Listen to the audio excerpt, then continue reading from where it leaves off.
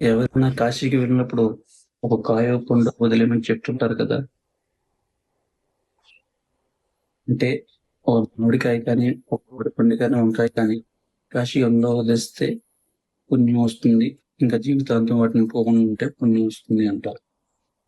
అసలు దాని వెనకాల ఉంటున్న అసలు కథా శాస్త్రం మీకు తెలుసా? అసలు యాక్చువల్‌గా కాశీకి వెళ్ళినప్పుడు కాయాపేక్ష, ఫలాపేక్ష అంటారు.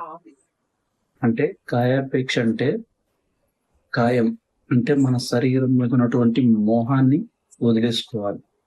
అలాగే ఫలాపేక్ష అంటే మనం చేసే పనుల మీద వచ్చే ఫలితాల మీద ఉండేటువంటి స్వార్థాన్ని వదిలేసుకోవాలి. అంటే ఈ మోహాన్ని, స్వార్థాన్ని గంగలో వదిలేసి ఆ విశ్వనాథుడిని దర్శించుకుంటే మనకి పుణ్యం వస్తుందని చెప్తారు పెద్దలమాట. కానీ కాలక్రమేణా అది ఏం జరిగిందంటే కాయాపేక్ష కాస్త కాయగా, ఫలాపేక్ష కాస్త పండుగా మారిపోయింది. అంటే నీ శరీరం మీద ఉన్నటువంటి మోహాలు, స్వార్థాలను అన్నిటిని వదులుకుని ఆ దేవుని దర్శించుకుంటే నిశ్చలమైనటువంటి ఆధ్యాత్మిక శక్తి పెరుగుతుందని చెప్తుంటారు.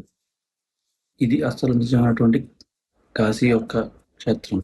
అంతేకాని కాయో పండో వదిలేసి దాని జీవితాంతం తినడం మానేసి ఇష్టం వచ్చినటువంటి స్వార్థపూరితమైన మోహపూరితమైన పనులు చేస్తూ ఉంటే ఆ కాశీ విశ్వనాథుడు మిమ్మల్ని రక్షించలేడు. ఇది అసలైన కథ. ఓం నమః శివాయ.